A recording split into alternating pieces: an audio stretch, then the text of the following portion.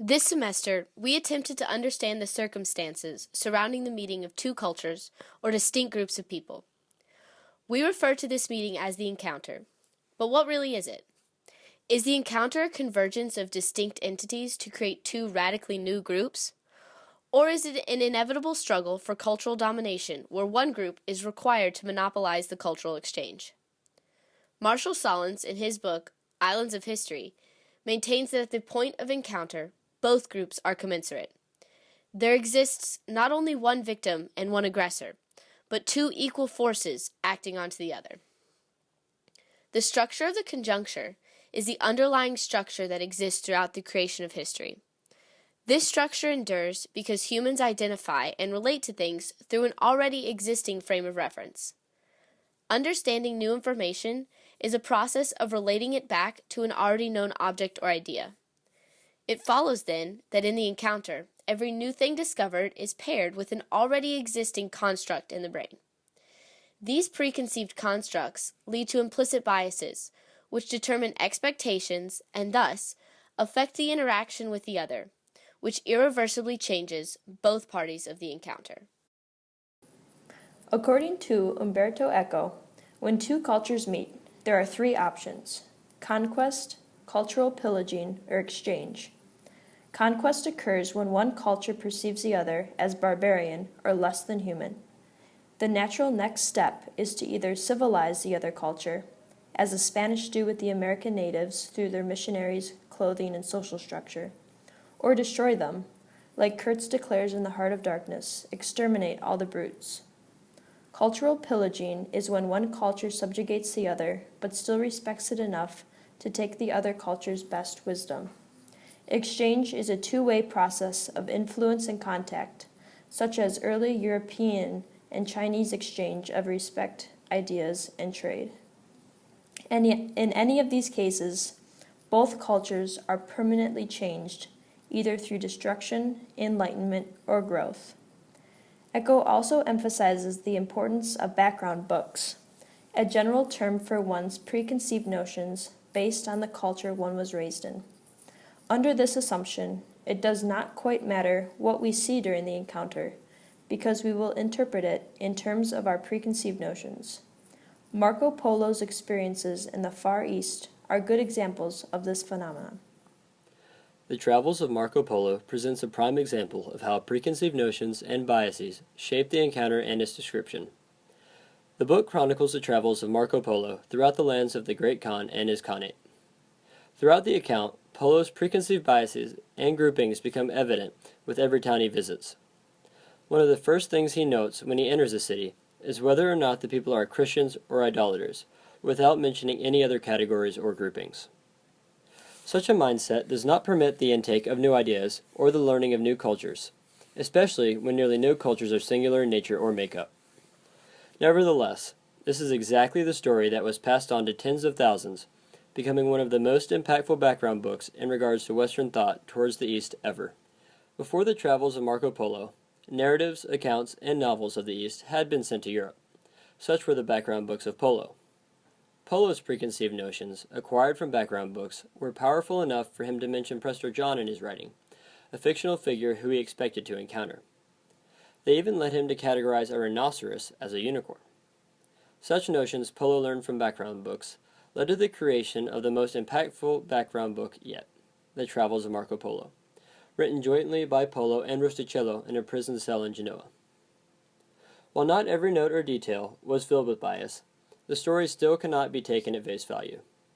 The account does describe the grand features of the Khanate, show its charity within welfare for the poor, and reveal the power and wealth of the East. However, at its base, The Travels of Marco Polo is a polyphonic text that uses ideas and descriptions similar to the understandings held by the intended audience. Such restrictions develop a semi-enlightening, yet mostly fuzzy description of the East, through its many accounts in the book.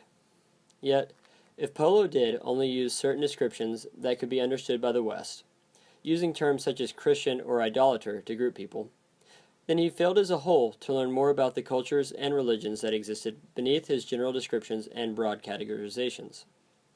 Regardless of this, the writings of his supposed travels came to form one of, if not the, most influential works in regards to defining the underlying perceptions of European explorers in the coming centuries, most notably affecting Cristobal Colon and shaping his encounter with the natives in the Americas. One of the historical examples that we have studied, which clearly demonstrates this effect of the background books on the structure and outcome of the encounter, is Cristobal Colon's interaction with the natives in the Americas. It is undeniable that the discovery of what Europeans called the, quote, New World, unquote, in 1492 changed the totality of European perception concerning not only Earth's geography, but also the human landscape across the planet, and thus our present-day ideas of modernity. However, it is imperative to analyze the finer dimensions of this encounter and the cultures of the parties involved, which is precisely what French anthropologist Svetsan Todorov details in his provocative work, The Conquest of America. Todorov dissects Colon's motives in an attempt to rationalize his subsequent actions. Knowing that Colon is traveling under the Spanish flag with the financial backing of Ferdinand and Isabella, historical tradition emphasizes Colon's primary occupation as being the search for gold. Todorov, on the other hand, suggests that it is not gold that is Colon's desire, but rather it is the spread of Christianity. From hearing marvelous tales of the Far East from Marco Polo's travels, the captivation of the Great Khan's Eden-like domain overtook Colon. Under the guise of obtaining jewels and riches from China, Colon set sail for Asia in the hopes of discovering the primitive paradise that existed before the fall. The strength of the belief evolved into an unshakable certainty for Colon. Therefore, when Colon landed in the Americas rather than the Far East, everything he perceived contoured to fit his expectations. The cultural categories were so far entrenched that Colon failed to recognize the reality of his situation, and thus, in Colon's mind, where he landed had to be China and the land of the Great Khan. There was no other alternative. As Todorov puts it, quote, he knows in advance what he will find. The concrete experience is there to illustrate a truth already possessed. Colon's encounter with the natives is a product of what Colon shaped it to be, something that was forced and contrived by the underlying necessity to conform to his expectations. There exists no intention to understand the other in this situation, explaining why misunderstanding, cruelty, and violence stem from the interaction. Solon's theory, while difficult to recognize at first, still remains true. At the moment of the encounter, both sides are irreversibly changed. The redesign of the map showcases how European perception of the layout of the world was forever changed by Colon's encounter in the New World. For the natives, unfortunately, the change was realized in death, disease, and devastation.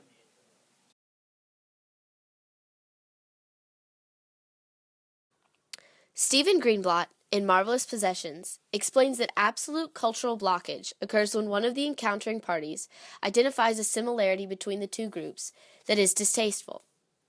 The two groups interact so intimately that when the hard truth is discovered, the only possible reaction to this disappointment is complete and utter rejection. At that point in the encounter, all previously drawn parallels are destroyed, and the focus shifts to the differences at the expense of everything else. A good example of this is Hernan Cortez's expedition to Mexico. There, the group encountered the natives and began to draw parallels from their culture to the Aztec culture, until they reached human sacrifice and cannibalism. Greenblatt notes, but it is significant that in Bernal Diaz, absolute difference is established at the site of the most intimate and uncanny parallel, the site where the secret sharing would under different circumstances have occurred. In the temple, where high altar, holy blood, and the mysterious signs of the cross produce wonder and revulsion. Even though there is a very strong parallel that exists between the Eucharist and cannibalism, the terror and stigma associated with cannibalism was so abhorrent to the Spaniards that they, at that exact moment, escaped the paralyzation of wonder by cutting all ties and destroying the native culture. Wonder, Greenblatt argues, is a paralyzation of the encounter, where the only two pathways out of this stalemate are incorporation or destruction. Both inevitably lead to possession at some point in the encounter. But the previous example was one of cultural destruction. On the other hand, if the newly discovered culture is not distasteful and there exists a perceived benefit to it, cultural incorporation ensues, and this is a type of mimetic circulation. This circulation leads to complexities which cannot and should not be simplified down due to its dynamic nature. You can see this dangerous simplifications in the errors of the early maps and how they shaped worldviews. Lewis and Wigan explain metageography as a set of spatial structures through which people order their knowledge of the world. We break up the world and label it, often inappropriately, in an attempt to understand it through simplification, with examples of first, second, and third world, east and west, and even nation-states. We should be skeptical of metageography because, 1, our guiding vision is flawed, and 2, metageographies also constitute ideological structures. Generalizations, like Europe, may not apply to all people living in that area. This is an injustice to the complexities of global geography. A major example of the dangers of metageography is showcased in Kipling's work, The Ballad of East and West. In The Ballad of East and West, Rudyard Kipling challenges the notions that the people of East and West are wholly different, despite the way they've been portrayed for centuries. The existence of, quote, East and, quote, West have nothing to do with real geography. This concept is the result of an entire culture having preconceived notions about all the people belonging to the other group. The refrain that begins and ends the ballad starts with the lines, quote, "Oh, East is East and West is West, and never the twain shall meet," unquote. But as Jean Longy writes in The Myth of the Other, quote, "The fact that the poet knows East and West are two separate entities already indicates that not only have the twain met, but each has recognized the otherness of the other," end quote. The use of China and other Asian nations, for example, as being the embodiment of the ultimate other in Western history has gone back centuries. Kemal and the Colonel's son are initially very hostile toward each other, being that they come from two opposing societies. But through their encounter, both find common ground and develop mutual respect for one another. The characterization of, quote, "wolf and gray wolf," unquote, is a great example of seeing past the cultural differences and recognizing the other as equal. Different, yes, but equal all the same. This instance is a significantly more productive encounter than many we've seen in this class so far. Unfortunately, the ballad also shows us how deeply rooted these biases can be. When the Colonel's son returns with Kemal's son, the Westerners at the gate are very hostile toward Kemal's son, despite the two men riding side by side. The greater task that we face is similar to that of the Colonel's son at the end of the ballad. We have to use our knowledge and understanding of this encounter to help people recognize the other for what it really is, which is exactly what we see happen with Cabeza de Vaca's encounter with the natives. When Cabeza de Vaca initially fell under protection of the natives, he felt uneasy and concerned for his safety. These same people that his fellow Spaniards had been aggressively converting or killing now had absolute control over him. Eventually, though, his attitude began to shift, and he wound up becoming a prominent healer among the natives. Over the course of 8 years, Cabeza de Vaca had become an other of two nations.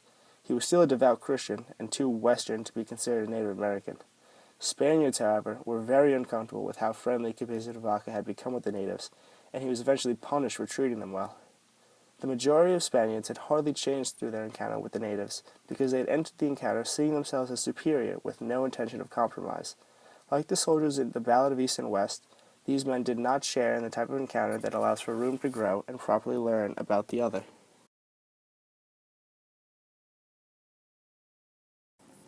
Longy explains understanding as a rigorous critique of misunderstanding. He says, "Understanding of culture and history is not a matter of subjective projection, linguistic coherence, or ideological control. History is commanded by an intention and a principle of truth.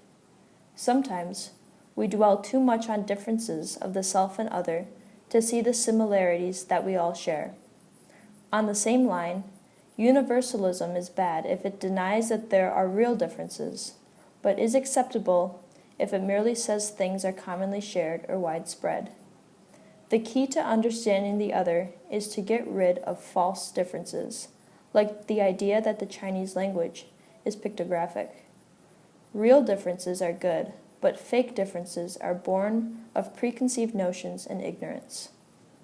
As Longy concludes, thus, in demythologizing China as the myth of the other, the myth disappears but not the beauty, for the real differences between China and the West will be fully recognized, and China's true otherness will be appreciated as contributing to the variety of our world and the totality of what we may proudly call the heritage of human culture.